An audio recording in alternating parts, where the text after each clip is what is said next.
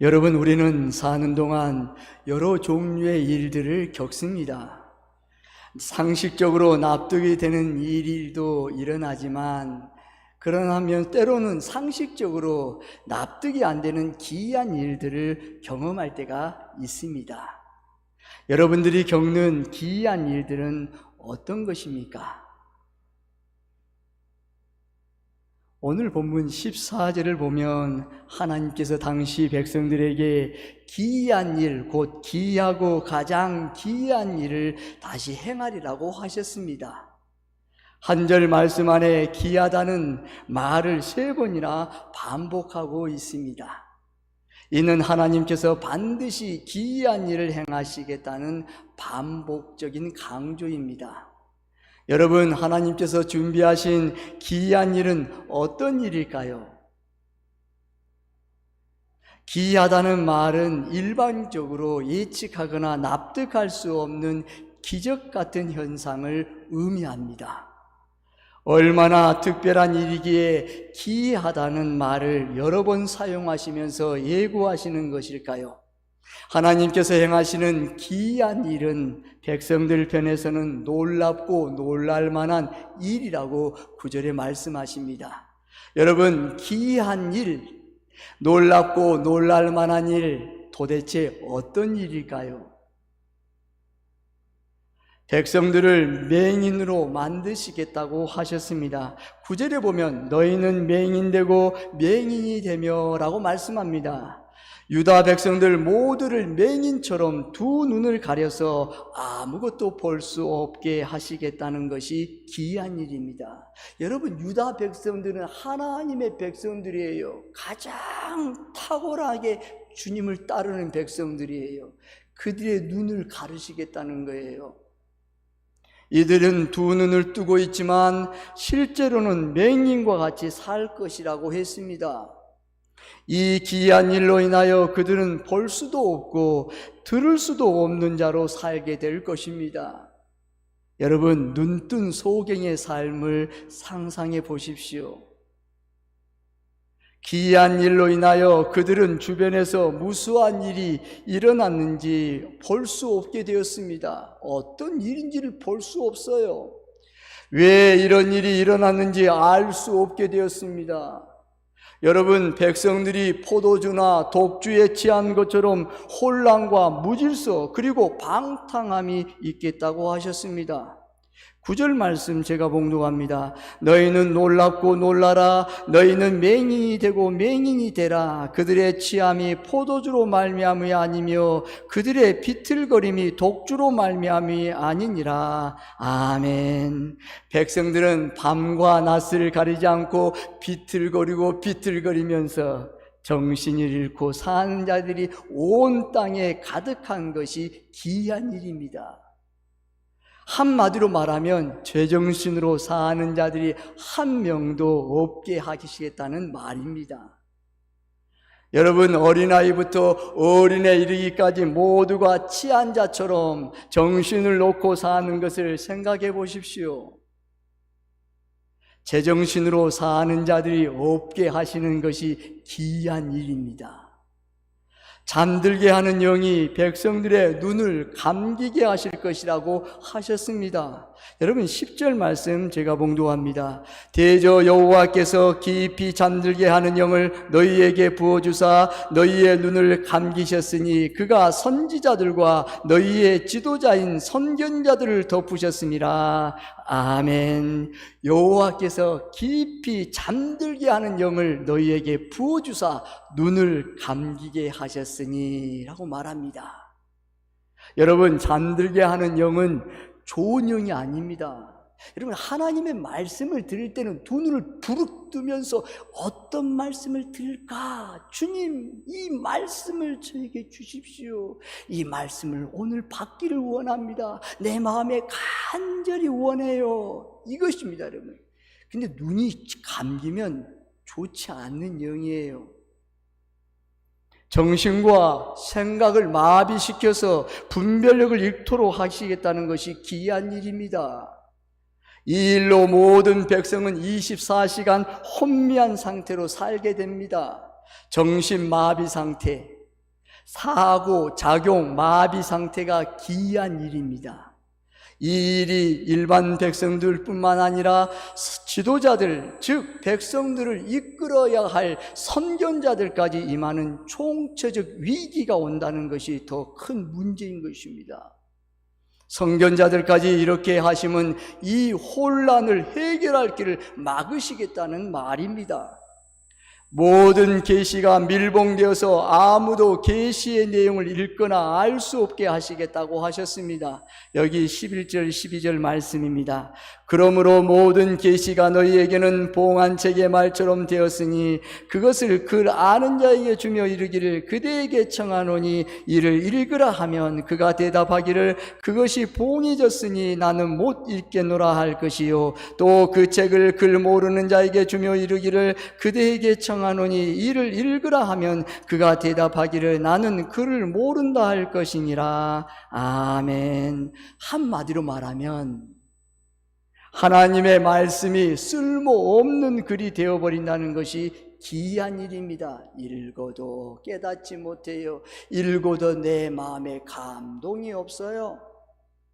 하나님께서 아무도 계시의 비밀을 알지 못하도록 눈과 귀와 입을 닫으신 것입니다. 정말 놀랍고 놀라운 일입니다. 왜 하나님께서 이 백성들에게 이런 끔찍한 일을 행하시겠다고 하시는 것일까요? 하나님께서 이 백성들에게 이렇게까지 기이한 일을 행하시는 이유가 무엇일까요? 만일 이런 일이 오늘 나에게, 우리에게 일어난다면 어찌 되겠습니까? 여러분, 유다 백성들은 하나님의 백성들입니다. 하나님의 자녀들입니다. 자기 자식인데 이런 일을 하시는 이유가 무엇일까요? 아버지의 심정이 있어요.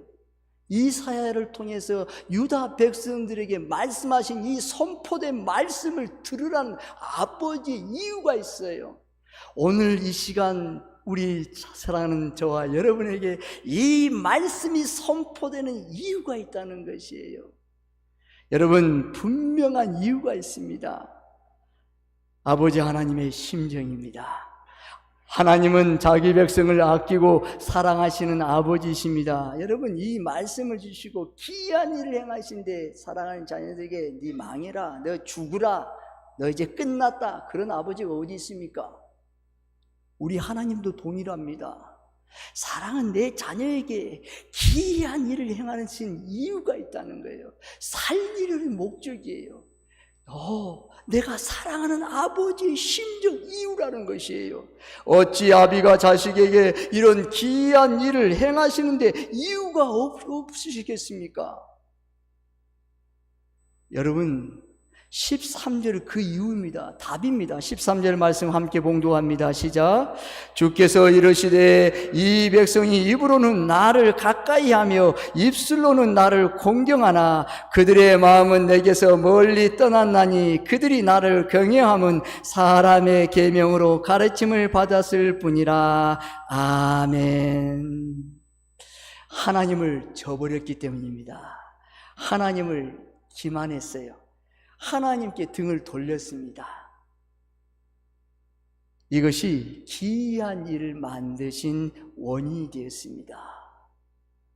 이들은 하나님을 저버린 것은 가식적인 신앙, 즉 외식입니다. 겉과 속이 다른 거짓 때문입니다. 이 백성들의 외식적인 신앙에 분노하신 것은 이들에게 하나님을 기만했기 때문입니다. 하나님의 살아계심을 알면서도 무시하고 일부러 거짓과 속임수로 일관했기 때문입니다. 여러분, 유다 백성들이 하나님을 탁월하게 알아요. 너무 잘 압니다. 보았습니다. 들었습니다. 그런데 하나님을, 이 살아계신 하나님을 알면서도 무시해버립니다. 아는데 무시합니다. 안다고 말해요. 그런데 하나님을 무시합니다. 그런데 여러분, 더 나가서 여기서 끝나지 않습니다. 더 나갑니다. 일부러 거짓과 속임수로 일관했기 때문입니다. 계속 일부러 일부러 거짓을 합니다. 속임수를 씁니다. 하나님이 모르시겠습니까? 아시는 거예요. 마음이 아파지는 거예요. 마음이 찢어지는 거예요. 내 백성인데, 내 자녀들인데. 그들은 입으로만 신앙했습니다. 백성들의 입에는 율법과 찬양이 있었습니다. 겉으로는 아무런 문제가 없는 자들처럼 보였습니다. 입으로는 찬양하고 예배하는 자처럼 보였지만 그들의 마음은 비어 있었습니다. 시간과 장소 그리고 형식만이 그들을 붙잡고 있었습니다. 하나님의 눈에 보인 이들의 진짜 모습은 아주 거짓되고 유선이 가득한 타락한 자들이었습니다. 예수님은 이런 자들을 회칠한 무덤 같은 자들이라고 했습니다. 여러분, 예수님께서 성전에 들어가실 때에 돈으로 물건을 판매하며 장사하는 사람들을 보았습니다. 다 양을 팔고 소를 팔고 여러분이 낙타 염소를 팔고 비둘기를 팔고 곡식을 팝니다. 왜요? 하나님 앞에 제사를 드리는 물건을 장사합니다. 예수님께서 마음이 너무너무 아팠어요. 분이 가득 찼어요. 그래서 여러분 해초를 드립니다. 그리고 장사는 그 모든 것을 다 엎어버립니다. 너희 집은 내 집은 하나님의 집은 만민을 위한 기도하는 집이라고 말했습니다. 너희는 강도의 소굴로 만들었다면서 전부 해초를 쳐버립니다. 다 엎어버립니다. 어디서 너희가 장사의 소굴, 강도의 소굴로 만들 때, 강도. 너무 아픈 거예요. 예수님께서 서기관들과 바리새인들에게 7가지 화를 내립니다. 화했을진저 서기관들이여, 화했을진저 바리새인들이여. 여러분, 서기관과 바리새인들이 하나님의 말씀을 여러분 압니다. 탁월하게 압니다. 그런데 여러분 화했을 줄 압니다. 그들의 입으로만 겉과 속이 다른 거예요. 예수님 아는 것입니다. 화했을진저 바리새인이여 서기관들이여, 그곳에서 너희들 나오라는 거예요. 깨달으라는 거예요. 그걸 한 이유가 뭘까요? 너희들 망해라, 너희들 거기서 죽으라고 할까요? 아니에요. 하나님 주님의 사랑의 귀한 메시지예요. 거기서 나오라는 거예요. 그렇게 하면 안 돼. 그렇게 하면 너희들 안 된다. 하나님은 살아계신, 하나님이 보고 계신다는 거예요. 그걸 말씀하는 거예요. 돌이키라는 거예요. 돌이키면 너희들이 살 길이 열려. 예수님의 마음입니다. 이들의 마음은 다른 곳에 있었습니다. 왜 그들의 눈을 가리셨을까요? 그들은 눈이 보이는 대로 따랐기 때문입니다. 보이는 대로 죄를 짓고 보이는 대로 타락했기 때문입니다. 왜 그들이 독주에 취한 자보다 더 비틀거리고 했을까요? 그들은 세상에 취하여 자신이 누구인지 잊어버리고 살았기 때문입니다. 나의 정체성, 나는 누구인가? 나는 하나님의 자녀란 그 정체성을 잃어버렸어요. 하나님이 나의 아버지라는 그 정체성을 잃어버리고 살았던 것입니다. 이들은 하나님보다 세상 것들에 더 미쳐 있었습니다. 이들의 마음은 세상 것들이 다 차지해 버렸습니다. 그래서 하나님은 이들이 제정신으로 살 수 없도록 그들의 삶을 일시 정지시켰습니다. 일시. 하나님 왜 내 인생을 일시 정지시킵니까? 왜 정지해요? 원망과 탄원도 할 수 없어요. 왜요? 하나님 아버지께서 사랑하신다는 거예요. 그래야 돌아올까봐, 돌아오지 않을까, 그 기도하는 마음이에요. 아부의 마음이에요. 이들은 사람에게 보이려고 신앙하는 척만 했습니다. 13절에 사람의 계명으로 가르침을 받았을 뿐이라 라고 말씀합니다. 이는 사람의 도리, 신앙인의 도리 수준에서 마지못해서 신앙하는 척만 했다는 말입니다. 주변 사람들의 눈 때문에 어쩔 수 없이 하는 척만 하는 것입니다. 아무리 시간이 지나도 이들의 삶은 달라지거나 성장하지 못했습니다. 여러분, 하는 척만 하는 것은 내 삶이 달라지지 않아요. 그리고 성장하지 않아요. 정체예요, 정체. 그냥 고여요, 썩어져요. 그럼 어때요? 우리가 그것을 하는 척이 아니라 내 마음을 다시 바꾸는 거예요. 더 이상 은혜가 임하지 못했기 때문입니다. 하는 척만 하는 것은 은혜를 다 막아요. 은혜가 임하지 않아요. 하나님은 그들 중에 지혜자의 지혜와 명철한 자의 총명을 없애버리라고 하셨습니다. 이 백성들이 깨닫고 돌아오지 못하도록 계시의 비밀을 닫으시고 인도할 자들도 없애버리라고 하셨습니다. 여러분, 하나님께서 가장 진노하시는 죄악은 외식, 가식적인 신앙입니다. 여러분, 하나님께서 가장 진노하는 죄악이 여러분 외식이에요. 가식적인 신앙이에요. 신앙의 껍데기만 가지고 하는 척만 하는 자들입니다. 하나님 너무 싫어하세요. 진노의 가장 진노의 죄악인 거예요. 사랑하는 여러분, 사랑하는 성도 여러분, 지금 우리를 바라보는 하나님의 눈은 어떠하실까요?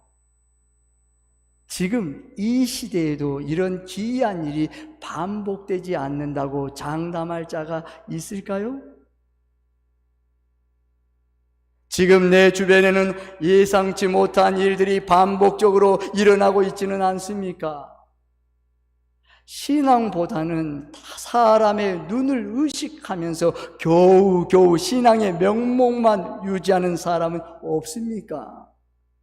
어쩔 수 없이 인간적 체면과 도리 때문에 자리만 지키는 사람, 찬양을 드려도 기도를 드려도 전혀 마음의 뜨거움과 움직이지 않는 사람, 신앙생활을 부끄럽고 창피해서 숨기고 감추고 신앙의 끝만을 유지하는 사람, 자리에는 앉아 있어도 마음은 딴 곳에 가 있는 껍데기 신앙자는 없습니까?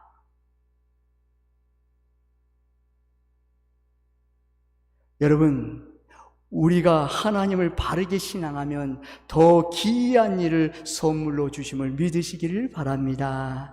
우리가 하나님을 바르게 신앙만 하면 하나님께서 더 좋은 기이한 일로 선물로 주신다고 말씀하는 것입니다. 하나님을 바르게 신앙하는 신앙이 우리에게 있어야 되는 것입니다. 하나님을 향한 바른 섬김에는 반드시 복을 주십니다. 하나님은 우리를 진심으로 원하십니다. 하나님은 나의 진심을 원하세요. 너 마음의 진심 뭐야? 너 그 마음의 진심을 나에게 한번 보여줘봐. 주님 원하십니다. 너의 그 마음, 주님, 내 빈 마음, 자신이 가진 그 빈 마음을 하나님 앞에 드리기를 원하는 것입니다. 주님, 나는 아무것도 없어요. 제 이 마음이에요. 나의 이 신앙에 주님 내 믿음의 껍데기를 아시잖아요. 그걸 벗겨야 돼요. 양파를 벗기듯 내 모든 가면의 이면을 전부 벗겨야 되는 것입니다. 사람에게 벗기란 말이 아니에요. 주님 앞에 철저하게 벗겨야 돼요. 벗겨야 내 안의 실체, 내 자신의 존재의 실체를 알게 되는 거예요. 주님, 나는 이것이에요. 먼지예요. 나는 지렁이 같아요. 나는 주님, 나는 아무것도 알지 못해요. 주님, 나는 주님이 전부예요. 오늘 주님의 그 은혜를 받고자 이 자리에 앉았어요. 주님, 말씀의 은혜를 주세요. 그 은혜 없이는 나는 단 하루 살 수 없어요. 주님의 은혜에 목마른 저입니다 라는 고백이에요. 우리의 마음, 주님, 내 마음 아파요. 어느 누구도 나의 마음을 알아줄 사람 없어요. 눈물이 날 때, 모든 것이 다 막혔을 때에, 모든 것이 다 정지되었을 때에 주님 어떻게 할까요? 내 마음을 주님 앞에 들기를 원하시는 것입니다. 주님을 만나기를 원하시는 거예요. 하나님께서 원하시는 것은 상한 심령이라 하셨습니다. 시편 51편 17절의 말씀에 하나님이 구하는 제사는 상한 심령이라, 하나님이여 상하고 통회하는 마음을 주께서 멸시치 아니하시리라. 아멘. 상한 심령이에요. 나를 드리는 진정한 모습에 하나님의 귀한 복을 받습니다. 내가 바뀌면 하나님도 바꿔주십니다. 여러분, 내가 바뀌면 주변 환경을 하나님이 바꿔주십니다. 목사님, 저 사람이 바뀌어야 돼요. 내 아내가 바뀌어야 돼요.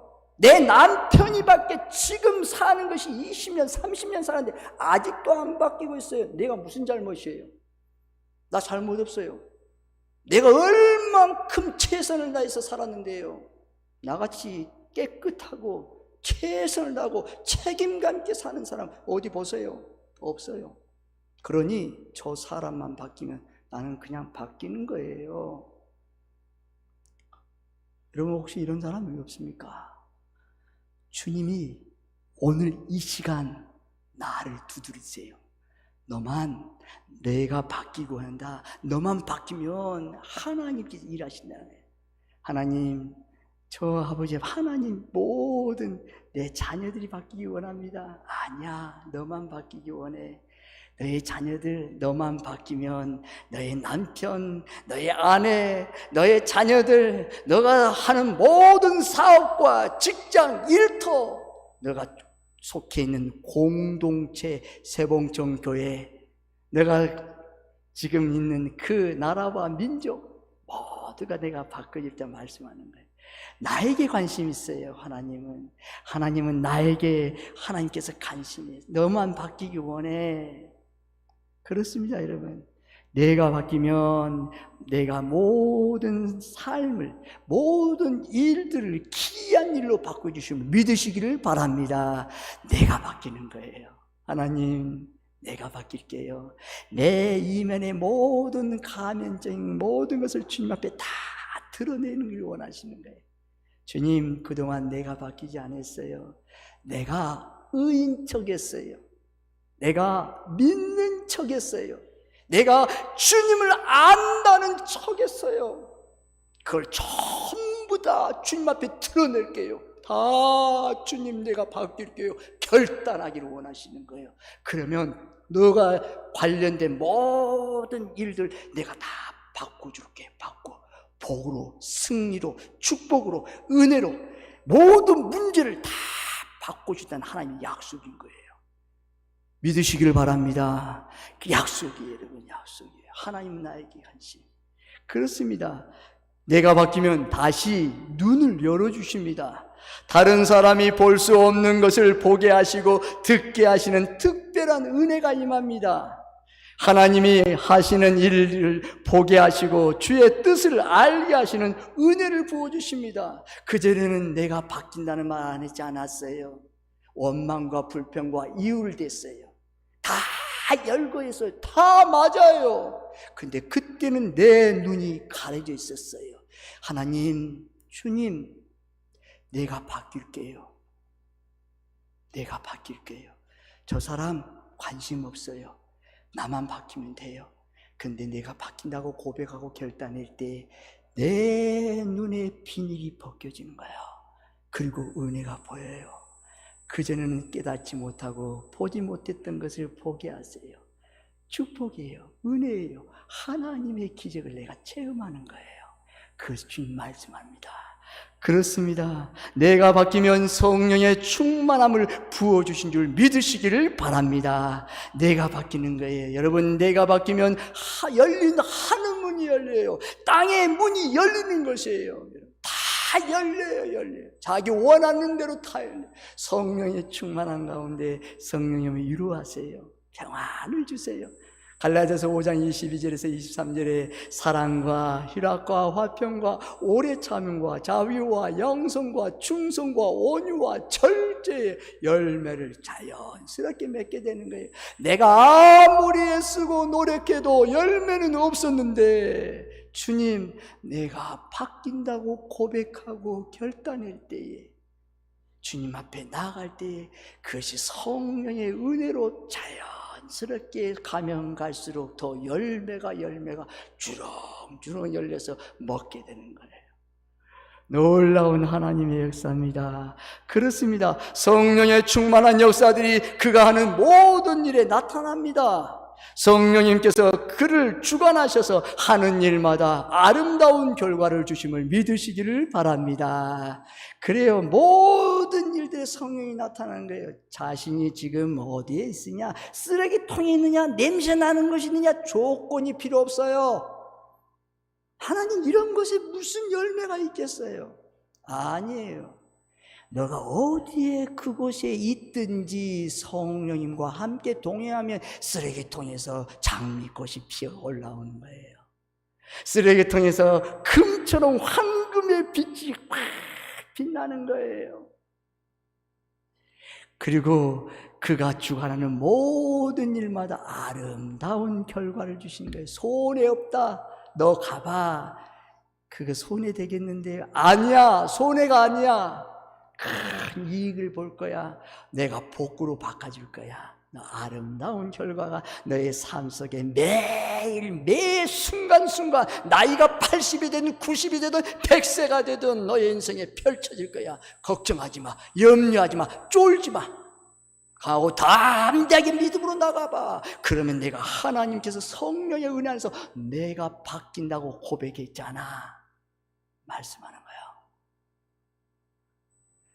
내가 바뀌면 계시의 비밀을 깨닫도록 지혜와 총명을 부어주십니다. 말씀이 살아 움직이는 기이한 일을 나타나게 하십니다. 말씀대로 되는 기이한 일들도 일어나게 하심을 믿으시기를 바랍니다. 이 말씀을 붙들고 내가 씨름했어요. 주님, 내가 졌어요. 항복했어요.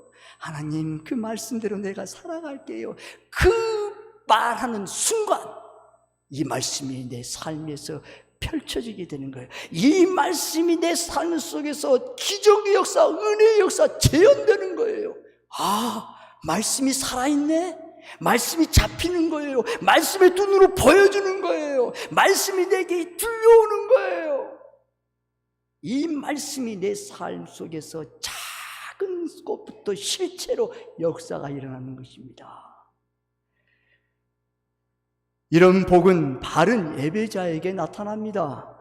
우리는 바른 예배자로 다시 세워져야 합니다. 사랑하는 성도들이여, 예배를 사모하십시오.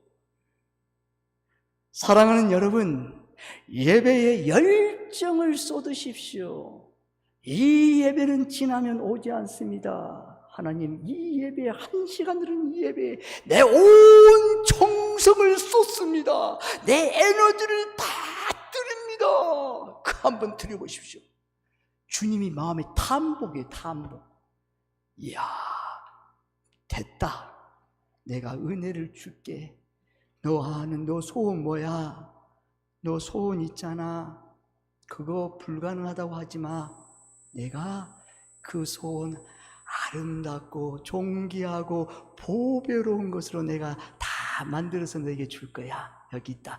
큰 선물을 보따리를 들고 있는 거예요. 여기 있다. 가져가. 너 거야. 아무도 그 복을 건드릴 수 없어. 너의 몫이야. 주신 거예요. 예배를 통하여 주시는 응답을 받으십시오. 저와 여러분이 내가 바뀌면 하나님도 바꿔주심을 믿고 예배자로 다시 세워져 예배를 사모하시고 열정을 쏟아 인생의 성공자들이 다 되시길 주님의 이름으로 축원합니다. 기도하겠습니다. 하나님께 감사드립니다. 사랑하는 성도들이 오늘 내가 바뀌기 원합니다. 하나님, 내가 바뀌기 원해요. 성령님 도와주세요. 간절히 결단하는 성도들 바른 예배자로 세워져서 예배를 사모하고 예배를 열정을 쏟아서 하나님 아버지, 하나님께서 주신 인생의 성공자들이 다 되어 하나님 앞에 영광 돌리는 복된 성도들, 우리 복된 우리 세봉촌교회가 되게 도와주옵소서.